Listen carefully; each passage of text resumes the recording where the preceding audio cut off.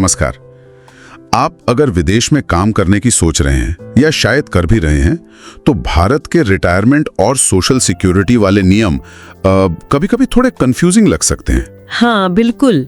आज हम इन्हीं पर थोड़ी गहराई से बात करेंगे, खासकर अंतर्राष्ट्रीय कर्मचारियों मतलब इंटरनेशनल वर्कर्स के लिए भारत की प्रोविडेंट फंड योजना पर। जी। हमारे पास कुछ ईपीएफओ के दिशा निर्देश हैं, कुछ कानूनी विश्लेषण हैं और खबरें भी हैं। इनके आधार पर हम समझेंगे कि ये नियम क्या हैं, क्या फायदे हैं, जैसे वो सोशल सिक्योरिटी एग्रीमेंट्स यानी एसएसएस, और हाल में एक बड़ा कानूनी डेवलपमेंट भी हुआ है, उसको भी देखेंगे।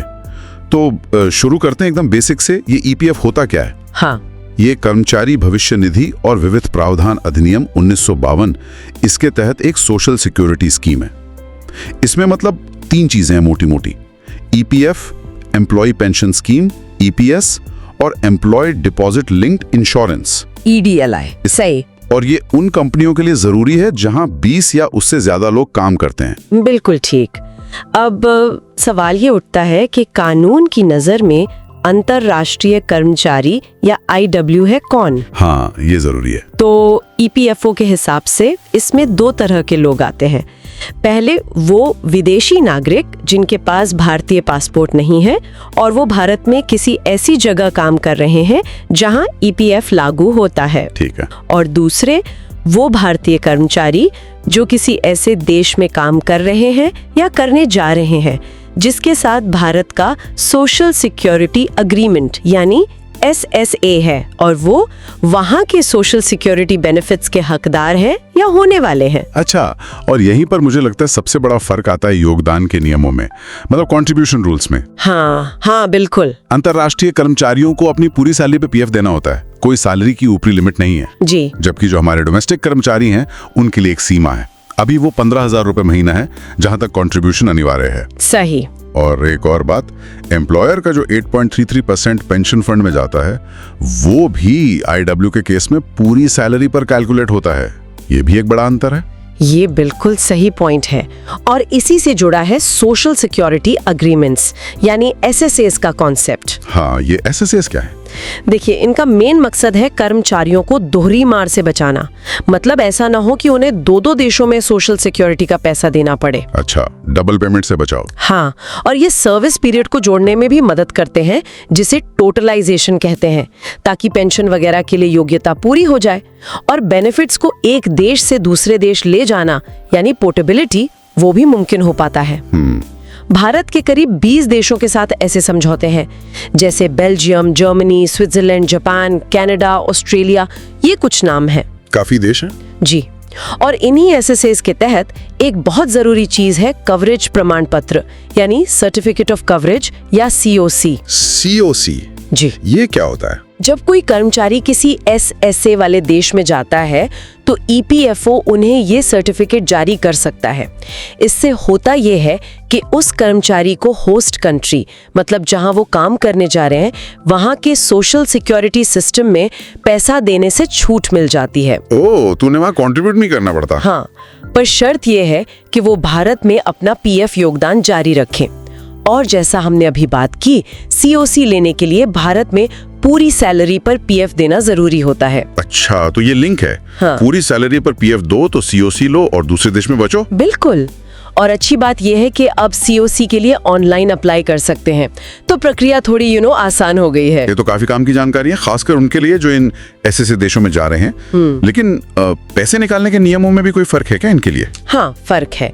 जो ऐसे देशों के कर्मचारी हैं, अगर वो भारत में नौकरी छोड़ते हैं तो वो अपना पीएफ का पैसा निकाल सकते हैं। ठीक है। लेकिन जो कर्मचारी गैर ऐसे देशों से आए हैं जी, उनके लिए नियम अलग हैं।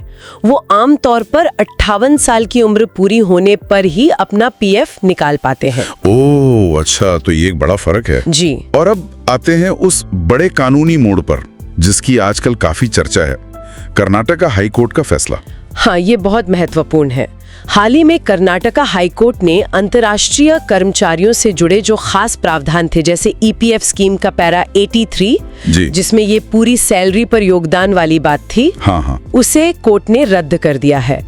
कोर्ट का मानना था कि ये प्रावधान असंवैधानिक है और मनमाने हैं। ओह, रद्द कर दिया। जी, हालांकि ये ध्यान रखना जरूरी है कि ये हाईकोर्ट का फैसला है और मामला शायद सुप्रीम कोर्ट जाए। लेकिन हाईकोर्ट ने तर्क क्या दिया, मतलब क्यों रद्द किया? हाईकोर्ट का मुख्य तर्क था कि ये नियम भारतीय कर्मचारियों और उन विदेशी कर्मचारियों जो गैर एसएसए देशों से आते हैं उनके बीच भेदभाव करते हैं, जो हमारे संविधान के अनुच्छेद 14 यानी बराबरी के अधिकार का उल्लंघन है। कोर्ट ने कहा कि इस तरह के अलग ट्रीटमेंट का कोई लॉजिकल बेसिस, कोई तर्कसंगत आधार नहीं दिखता।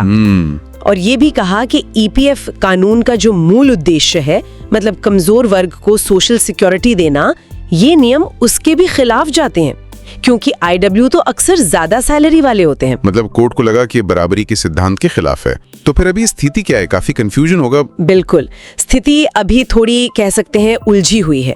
एक तरफ ईपीएफओ हो सकता है पुराने नियमों के हिसाब से आईडब्ल्यूज से पूरी सैलरी पर पीएफ योगदान की जांच वगैरह कर रहा हो, और दूसरी तरफ हाईकोर्ट का फैसला है जो इन नियमों को ही गलत बता रहा है। तो कंपनियां क्या करें? यही तो कंपनियों के लिए समझना मुश्किल हो गया है कि सही कंप्लायंस क्या है। शायद सुप्रीम कोर्ट से जब तक कोई क्लैरिटी नहीं आती, ये अनिश्चितता बनी रहेगी। हाँ, और इसका असर तो फिर अंतरराष्ट्रीय हायरिंग पर भी पड़ सकता है। बिल्कुल, कंपनियों की प्लानिंग, बजटिंग, सब पर असर पड़ सकता है। तो चलिए आज की बातचीत को समेटते हैं।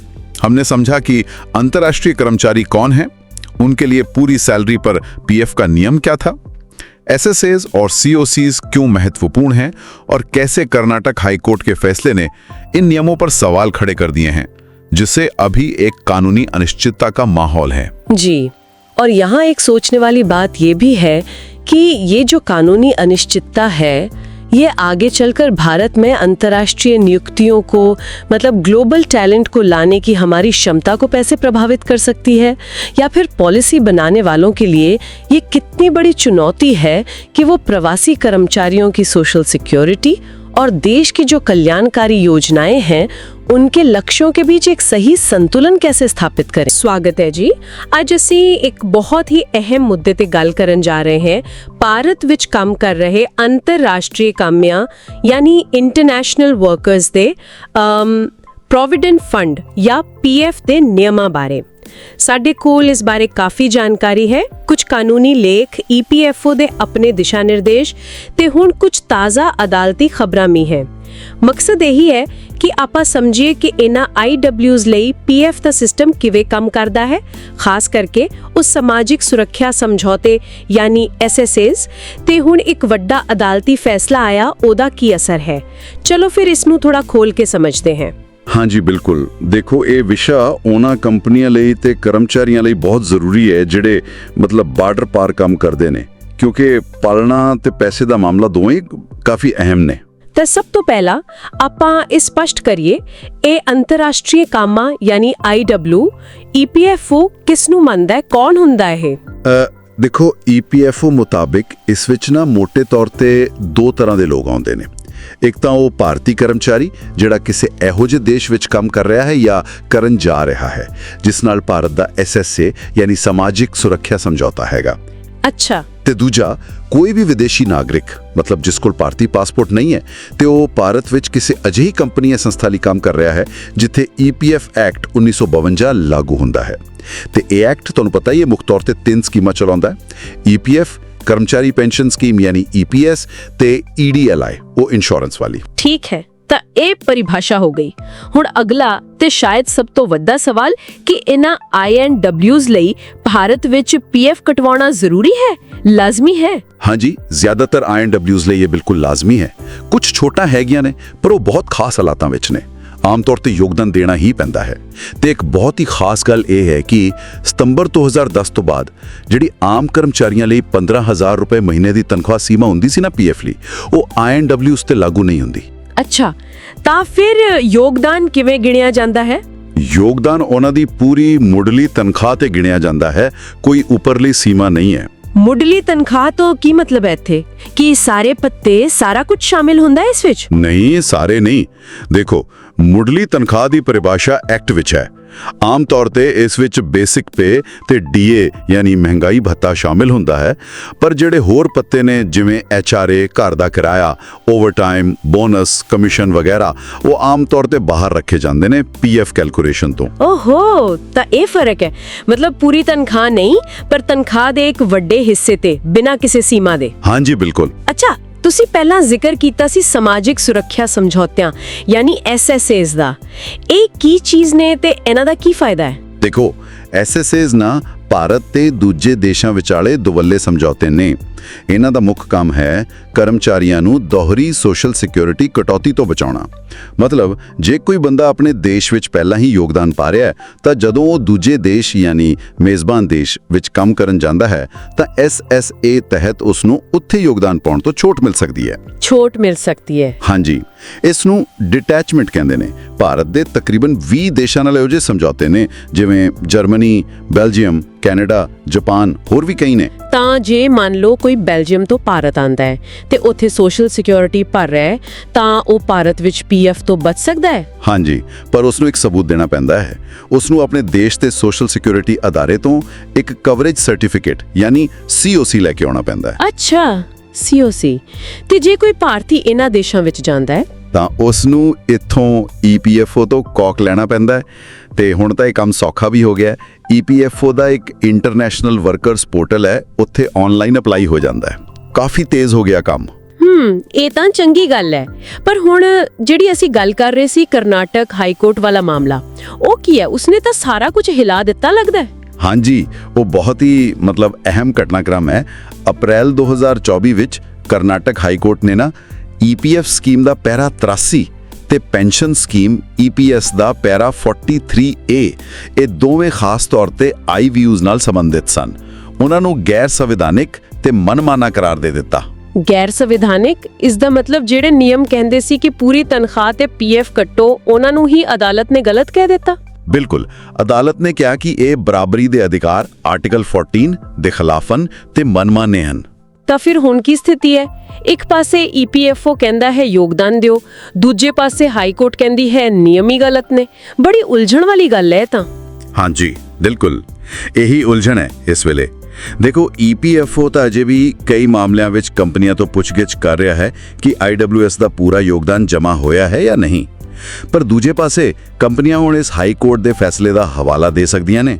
ਪਰ ਅਸਲੀਅਤ ਇਹ ਹੈ ਕਿ ਜਦੋਂ ਤੱਕ ਇਹ ਮਾਮਲਾ ਸੁਪਰੀਮ ਕੋਰਟ ਤੱਕ ਨਹੀਂ ਪਹੁੰਚਦਾ ਤੇ ਉੱਥੋਂ ਕੋਈ ਫੈਸਲਾ ਨਹੀਂ ਆਉਂਦਾ, ਉਦੋਂ ਤੱਕ ਕਾਨੂੰਨੀ ਸਥਿਤੀ ਪੂਰੀ ਤਰ੍ਹਾਂ ਸਪਸ਼ਟ ਨਹੀਂ ਹੈ। ਤਾਂ ਕੰਪਨੀਆਂ ਲਈ ਤਾਂ ਬੜਾ ਰਿਸਕ ਵਾਲਾ ਕੰਮ ਹੋ ਗਿਆ ਹੈ। ਕੀ ਕਰਨ? ਉਹ ਪੈਸੇ ਭਰਨ ਜਾਂ ਨਾ ਭਰਨ ਜਾਂ ਰਿਫੰਡ ਮੰਗਣ? ਹਾਂ, ਇੱਕ ਵੱਡੀ ਦੁਵਿਧਾ ਹੈ। ਕੁਝ ਸ਼ਾਇਦ ਰਿਫੰਡ ਲਈ ਸੋਚਣ ਜਾਂ ਚੱਲ ਰਹੀ ਜਾਂਚ ਨੂੰ ਚੁਣੌਤੀ ਦੇਣ। ਪਰ ਜਦੋਂ ਤੱਕ ਸੁਪਰੀਮ ਕੋਰਟ ਤੋਂ ਸਪਸ਼ਟਤਾ ਨਹੀਂ ਆਂਦੀ, ਉਦੋਂ ਤੱਕ ਖਤਰਾ ਬਣਿਆ ਰਹੇਗਾ। ਠੀਕ ਹੈ।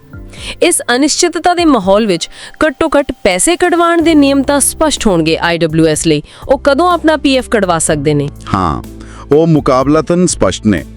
ਦੇਖੋ, ਆਈਡਬਲਿਊ ਆਪਣਾ ਪੂਰਾ ਪੀਐਫ ਜਮ੍ਹਾਂ 58 ਸਾਲ ਦੀ ਉਮਰ ਤੋਂ ਬਾਅਦ ਰਿਟਾਇਰਮੈਂਟ ਤੇ ਕਢਵਾ ਸਕਦਾ ਹੈ, ਜਾਂ ਜੇ ਕੋਈ ਸਰੀਰਕ ਜਾਂ ਮਾਨਸਿਕ ਅਸਮਰੱਥਾ ਕਰਕੇ ਨੌਕਰੀ ਛੱਡਣੀ ਪਵੇ ਉਦੋਂ ਵੀ। ਤੇ ਤੀਜਾ, ਜੇ ਉਹ ਕਿਸੇ ਐਸਐਸਏ ਵਾਲੇ ਦੇਸ਼ ਦਾ ਨਾਗਰਿਕ ਹੈ ਤਾਂ ਜਦੋਂ ਉਹ ਭਾਰਤ ਵਿੱਚ ਨੌਕਰੀ ਛੱਡਦਾ ਹੈ, ਭਾਵੇਂ ਉਮਰ 58 ਤੋਂ ਘੱਟ ਹੋਵੇ, ਉਹ ਆਪਣਾ ਪੈਸਾ ਕਢਵਾ ਸਕਦਾ ਹੈ। ਅੱਛਾ, ਇਹ ਐਸਐਸਏ ਵਾਲਿਆਂ ਲਈ ਖਾਸ ਸਹੂਲਤ ਹੈ। ਹਾਂਜੀ, ਤੇ ਨਾਲ ਹੀ ਈਪੀਐਫਓ ਨੇ ਵੀ ਪਿਛਲੇ ਕੁਝ ਸਾਲਾਂ ਵਿੱਚ ਕਾਫੀ ਸੁਧਾਰ ਕੀਤੇ ਨੇ, ਜਿਵੇਂ ਆਨਲਾਈਨ ਕਲੇਮ ਭਰਨਾ ਤੇ ਸੈਟਲ ਹੋਣਾ, ਯੂਏਐਨ ਨੂੰ ਆਧਾਰ ਨਾਲ ਲਿੰਕ ਕਰਨਾ, ਸ਼ਿਕਾਇਤਾਂ ਦੇ ਨਿਪਟਾਰੇ ਲਈ ਵਧੀਆ ਸਿਸਟਮ ਬਣਾਏ ਨੇ। ਤੇ ਹੁਣ ਤਾਂ ਉਹ ਕਹਿ ਰਹੇ ਨੇ ਕਿ ਜੂਨ 2025 ਤੱਕ ਸ਼ਾਇਦ ਯੂਪੀਆਈ ਜਾਂ ਏਟੀਐਮ ਰਾਹੀਂ ਵੀ ਪੀਐਫ ਕਢਵਾਉਣ ਦੀ ਸਹੂਲਤ ਦੇ ਦੇਣਗੇ। ਚਲੋ, ਕੁਝ ਤਾਂ ਸੌਖਾ ਹੋ ਰਿਹਾ ਹੈ। ਤਾਂ ਜੇ ਆਪਾਂ ਸਾਰੀ ਗੱਲ ਨੂੰ ਸਮੇਟੀਏ ਤਾਂ ਅਸੀਂ ਦੇਖਿਆ ਕਿ ਆਈਡਬਲਿਊਜ਼ ਲਈ ਪੀਐਫ ਤੇ ਖਾਸ ਨਿਯਮ ਮੌਜੂਦ ਨੇ। ਉਹਨਾਂ ਤੇ ਤਨਖਾਹ ਸੀਮਾ ਲਾਗੂ ਨਹੀਂ ਹੁੰਦੀ। ਐਸਐਸਐਸ ਦੋਹਰੇ ਯੋਗਦਾਨ ਤੋਂ ਬਚਾਉਣ ਵਿੱਚ ਮਦਦ ਕਰਦੇ ਨੇ ਕੌਕ ਰਾਹੀਂ। ਪਰ ਕਰਨਾਟਕ ਹਾਈ ਕੋਰਟ ਦੇ ਫੈਸਲੇ ਨੇ ਇੱਕ ਵੱਡਾ ਸਵਾਲੀਆ ਨਿਸ਼ਾਨ ਲਗਾ ਦਿੱਤਾ ਹੈ ਪੂਰੇ ਸਿਸਟਮ ਤੇ। ਬਿਲਕੁਲ ਸਹੀ। ਕੰਪਨੀਆਂ ਤੇ ਆਈਡਬਲਿਊਜ਼ ਦੋਵਾਂ ਲਈ ਬਹੁਤ ਜ਼ਰੂਰੀ ਹੈ ਕਿ ਉਹ ਮੌਜੂਦਾ ਨਿਯਮਾਂ, ਆਪਣੇ ਐਸਐਸਏ ਦੀਆਂ ਸ਼ਰਤਾਂ ਤੇ ਹੁਣ ਇਸ ਕਾਨੂੰਨੀ ਅਸਪਸ਼ਟਤਾ ਤੋਂ ਪੂਰੀ ਤਰ੍ਹਾਂ ਜਾਣੂ ਰਹਿਣ। ਈਪੀਐਫਓ ਦੇ ਡਿਜੀਟਲ ਕਦਮ ਚੰਗੇ ਨੇ, ਪ੍ਰਕਿਰਿਆ ਸੌਖੀ ਕਰ ਰਹੇ ਨੇ, ਪਰ ਜਿਹੜਾ ਮੁੱਖ ਕਾਨੂੰਨੀ ਸਵਾਲ ਹੈ ਉਹਦਾ ਹੱਲ ਹੋਣਾ ਹਲੇ ਬਾਕੀ ਹੈ। ਤੇ ਜਾਂਦੇ-ਜਾਂਦੇ ਇੱਕ ਸਵਾਲ ਸੋਚਣ ਲਈ ਛੱਡ ਜਾਂਦੇ ਆ ਸਾਰਿਆਂ ਵਾਸਤੇ। ਜਿਵੇਂ-ਜਿਵੇਂ ਭਾਰਤ ਵਿੱਚ ਅੰਤਰਰਾਸ਼ਟਰੀ ਕਾਮਿਆਂ ਦੀ ਗਿਣਤੀ ਵੱਧ ਰਹੀ ਹੈ ਤੇ ਅਦਾਲਤੀ ਫੈਸਲੇ ਮੌਜੂਦਾ ਨਿਯਮਾਂ ਨੂੰ ਚੁਣੌਤੀ ਦੇ ਰਹੇ ਨੇ ਤਾਂ ਭਵਿੱਖ ਵਿੱਚ ਭਾਰਤ ਇੱਕ ਇਹੋ ਜਿਹਾ ਸਮਾਜਿਕ ਸੁਰੱਖਿਆ ਢਾਂਚਾ ਕਿਵੇਂ ਬਣਾਏਗਾ ਜਿਹੜਾ IWS ਲਈ ਸਪਸ਼ਟ ਵੀ ਹੋਵੇ, ਨਿਰਪੱਖ ਵੀ ਹੋਵੇ ਤੇ ਕਾਨੂੰਨੀ तौर ਤੇ ਮਜ਼ਬੂਤ ਵੀ ਹੋਵੇ। इस पे सोच विचार करना बहुत जरूरी। आज हम जरा गहराई में जा रहे हैं भारत के एम्प्लॉयज प्रोविडेंट फंड यानी EPF निजाम पर। जी खास तौर पर देखेंगे कि बैनुल अक़वामी कारकुनों मन इंटरनेशनल वर्कर्स और सर्टिफिकेट ऑफ कवरेज COC का क्या मामला है। बिल्कुल। हमारे पास कुछ केस स्टडीज हैं, कानूनी चीजें हैं और सरकारी कागजात भी हैं। मकसद बस ये समझना है कि ये कानून क्या हैं और जो लोग सरहद पार काम करते हैं उन पर क्या असर पड़ता है। जी हाँ, तो देखें EPF एक्ट 1952 के तहत ना ये भारत का एक लाजमी सोशल सिक्योरिटी निजाम है। लाजमी, ठीक है। हाँ, जिन इदारों में 20 या उससे ज्यादा लोग काम करते हैं उनके लिए जरूरी है। इसमें 3 मेन चीजें हैं, एक तो प्रोविडेंट फंड खुद, फिर पेंशन स्कीम और एक इंश्योरेंस स्कीम। अच्छा, और ये जो बैनुल अक़वामी कारकुन या IW है ये कौन होता है। इसकी ना 2 तरह की तारीफें हैं। एक तो कोई भी भारतीय शहरी जो ऐसे मुल्क में काम कर रहा हो जिससे भारत का सोशल सिक्योरिटी एग्रीमेंट यानी SSA है, जैसे जर्मनी, कनाडा वगैरह। अलग क्यों हैं, ये बात समझनी है। जी, सबसे बड़ा फर्क आता है कंट्रीब्यूशन में। आमतौर पर भारत में मुलाजमों के लिए ना EPF कटता है माहाना 15,000 रुपए तक की तनख्वाह पर। हाँ, वो हद है। लेकिन बैनुल अक़वामी कारकुन के लिए ये 15,000 वाली हद है ही नहीं। उनकी जो भी पूरी तनख्वाह है उसी पर 12% EPF लाजमी कटेगा। ओ, पूरी तनख्वाह पर, चाहे कितनी भी ज्यादा हो। जी हाँ, ये EPF स्कीम के पैरा 83 और पेंशन स्कीम के पैरा 43A में लिखा है। तो इसका मतलब है इन पर तो कंट्रीब्यूशन का बोझ ज्यादा पड़ गया। यकीनन कंपनियों के लिए भी महंगा पड़ता होगा बाहर से लोगों को मिलाना। बिल्कुल, लागत बढ़ जाती है और यहीं पर वो सर्टिफिकेट ऑफ कवरेज यानी COC अहम हो जाता है। अच्छा, तो अब इस COC पर आते हैं, ये क्या है। देखें, फर्ज करें एक भारतीय मुलाजिम है, वो जा रहा है जापान काम करने। ठीक है। और जापान के साथ भारत का SSA है। अगर वो भारत में EPF में पैसे जमा करा रहा है ना, तो ये कोसी एक सबूत है कि उसे जापान जाकर वहाँ के सोशल सिक्योरिटी सिस्टम में दोबारा पैसे जमा कराने की जरूरत नहीं है। अच्छा, यानी डबल कंट्रीब्यूशन से बचत। बिल्कुल, दोहरी अदायगी से बच जाता है। भारत के तकरीबन 18 ममालिक के साथ ऐसे मुआहदे हैं, जैसा आपने कहा, Germany, Canada, Belgium, Australia, Japan वगैरह। ये तो बड़ी काम की चीज है। अच्छा, इसे हासिल करना कितना आसान है अब। पहले तो काफी कागजी कार्रवाई थी, खतो खिताबत, ये वो। हाँ, सरकारी कामों में होता है। जी, लेकिन अब EPFO ने एक ऑनलाइन पोर्टल बना दिया है खास बैनुल अक़वामी कारकुनों के लिए। अच्छा, क्या एड्रेस है इसका। वो है ivsu.epfindi.gov.in। ओके। तो मुलाजिम ऑनलाइन अप्लाई करता है, अपना पासपोर्ट, साइन किया हुआ फॉर्म वगैरह अपलोड करता है। फिर कंपनी यानी आजर उसे ऑनलाइन ही मंजूर करता है, वो भी अपना साइन शुदा फॉर्म अपलोड करता है और फिर फिर कोम वहीं से डाउनलोड हो जाता है। तो मतलब अमल तेज हो गया है। हाँ, काफी तेज तो हुआ है। लेकिन आपने कहा साइन किया हुआ फॉर्म, तो अभी भी प्रिंट निकालना, साइन करना, स्कैन करना, ये सब है। हाँ, बस यही एक छोटी सी दिक्कत है, मतलब पूरी तरह से पेपरलेस नहीं हुआ। सही। अगर वो डिजिटल सिग्नेचर या आधार वेरिफिकेशन इस्तेमाल हो जाए ना, तो ये मसला भी हल हो सकता है। कभी-कभी सिस्टम में भी गड़बड़ हो जाती है। एक TTK सर्विसेज का केस था, उनको कुछ परेशानी हुई थी, लेकिन ज्यादातर अब ये ऑनलाइन सिस्टम बेहतर काम कर रहा है। ठीक है, ये तो हुई को की बात।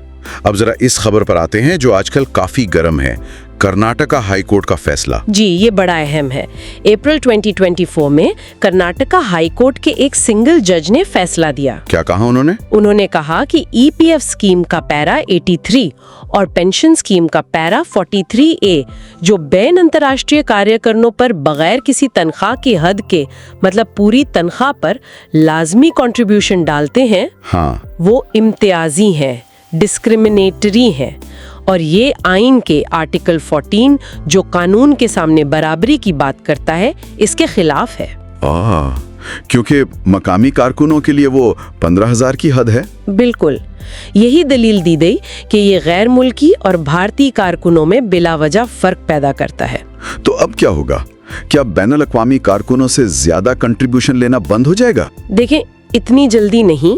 ये अभी सिर्फ एक सिंगल जज का फैसला है। अच्छा। पूरी उम्मीद है कि ईपीएफओ इसके खिलाफ अपील करेगा डिवीजन बेंच में या सुप्रीम कोर्ट में। तो अभी सूरत हाल गैर यकीनी है? जी बिल्कुल गैर यकीनी है। ज्यादातर माहिरीन और ईपीएफओ खुद भी यही कह रहे हैं कि कंपनियां फिलहाल पुराने तरीके से ही कंट्रीब्यूशन करती रहें। मतलब पूरी तनख्वाह पर? हाँ, जब तक कोई हतमी फैसला नहीं आ जाता। अगर ये फैसला कायम रहा तो फिर बहुत से सवाल उठेंगे, जैसे पिछले जमा कराए पैसों का क्या होगा, वगैरह वगैरह। ये तो वाकई एक पेचीदा सूरत हाल बन गई है। अच्छा, मुस्तकबिल में ईपीएफ में और क्या कुछ होने की उम्मीद है? एक तो ईपीएफओ अपने आईटी सिस्टम को बेहतर बना रहा है। हाँ, वो तो जरूरी है। जून 2025 तक का टारगेट है। इससे उम्मीद है कि क्लेम वगैरह जल्दी सेटल होंगे। ये तो अच्छी खबर है। और दूसरी बात ये चल रही है कि शायद ईपीएफ मेंबर्स को बराह रास्त इक्विटीज यानी कंपनियों के शेयर्स में सरमायाकारी की इजाजत भी मिल जाए। अभी तो ज्यादातर ईटीएफ्स के जरिए होती है। अच्छा, यानी सरमायाकारी के नए ऑप्शंस? जी, उस पर गौर हो रहा है। चलें, तो खुलासा ये है कि बैनुल अक़वामी कारकुनों के लिए ईपीएफ के कवानीन थोड़े अलग और पेचीदा हैं। कोसी उनके लिए बहुत जरूरी है जो एसएसए वाले मुल्कों में जाते हैं। बिल्कुल। ऑनलाइन सिस्टम ने कोसी लेना आसान तो किया है, पर मुकम्मल डिजिटल नहीं है। हाँ। और कर्नाटक हाईकोर्ट के फैसले ने फिलहाल एक बड़ा सवालिया निशान लगा दिया पूरी सूरत हाल पर। जी बिल्कुल सही। और ये हमें इस सवाल पर छोड़ जाता है क्या कि अगर ये कर्नाटक हाईकोर्ट का फैसला आखिर में बरकरार रहता है तो ये भारत से जुड़े हुए आलमी सतह पर काम करने वाले लोगों के लिए सोशल सिक्योरिटी का पूरा नक्शा कैसे बदल सकता है। और ये इस बात की तरफ क्या इशारा करता है कि कौमी कवानीन और दुनिया भर से बेहतरीन टैलेंट को लाने की जरूरत के दरमियान तवाजुन कैसे कायम किया जाए, ये एक बड़ा सवाल है। Okay, let's unpack this. Today, we're doing a deep dive into a stack of sources you've given us, all focusing on something pretty important: international workers and how they connect with India's Employees Provident Fund, the EPF, and Social Security generally. Right. Our job here is to sift through it all, articles, research, official docs, and pull out the key stuff for you. So you'll get a clear picture of, who counts as an international worker here, how Social Security agreements actually work, and some recent updates you should probably be aware of. Absolutely. Right. And you can't really talk about this without starting with the EPFO itself. The sources make it clear. The Employees Provident Fund Organization, that's India's main social security body, set up under an act from 1952. Okay. And it runs the main schemes, the EPF, the pension scheme, the insurance scheme too. It's huge, apparently managing like over 29.88 crore accounts. Massive scale. Wow, okay. So EPFO is the big player, but this term, international worker, specifically for the EPF, it has a very precise meaning, doesn't it? It's not just anyone working internationally. Exactly, it's very specific. And the sources lay out two main categories. First, an Indian employee who is already working or is about to go work in a country India has one of these social security agreements with. Ah, the SSAs. We'll get to those. Right. And they have to be eligible for benefits in that country because of the agreement. The second group is a non-Indian employee, so someone holding a foreign passport who's working in India for a company that's covered by the EPF Act. Okay, got it.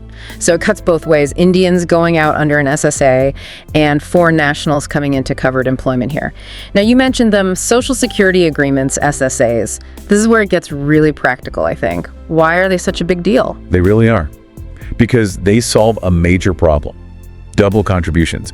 Think about it, without an SSA, an international worker sent on a temporary assignment could end up legally required to pay into both India's EPF and the social security system of the country they're working in.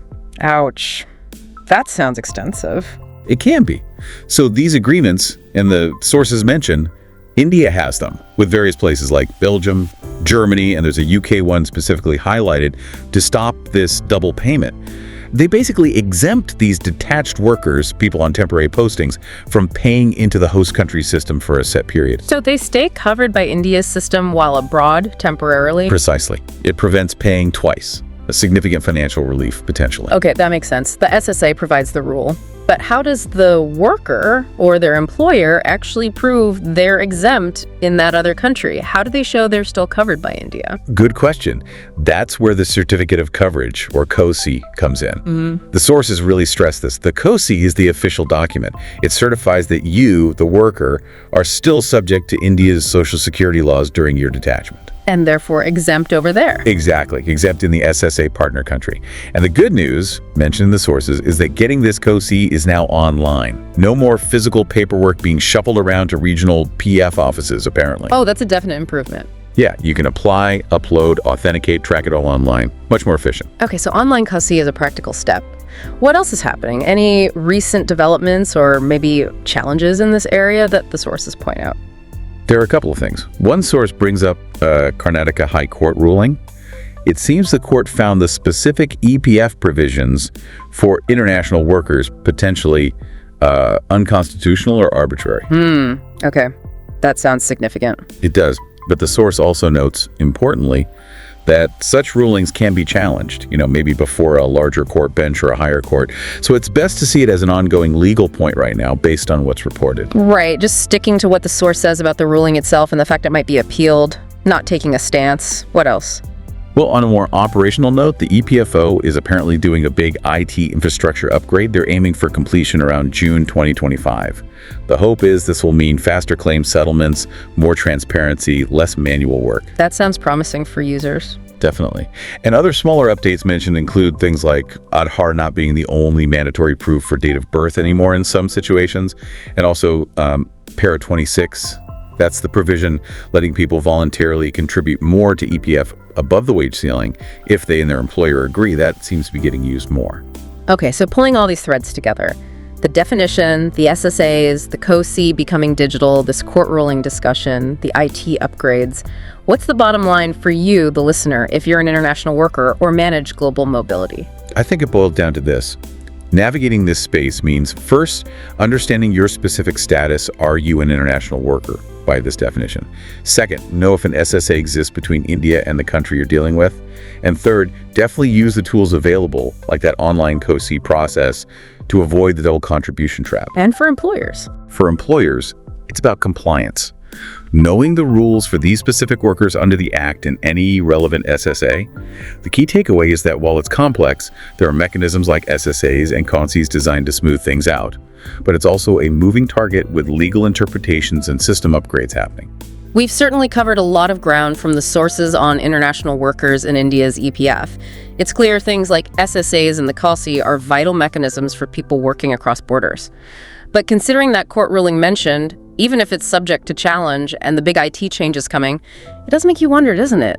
As global work keeps growing, how will social security systems everywhere keep adapting to stay fair and, frankly, usable for workers on the move? Something to think about.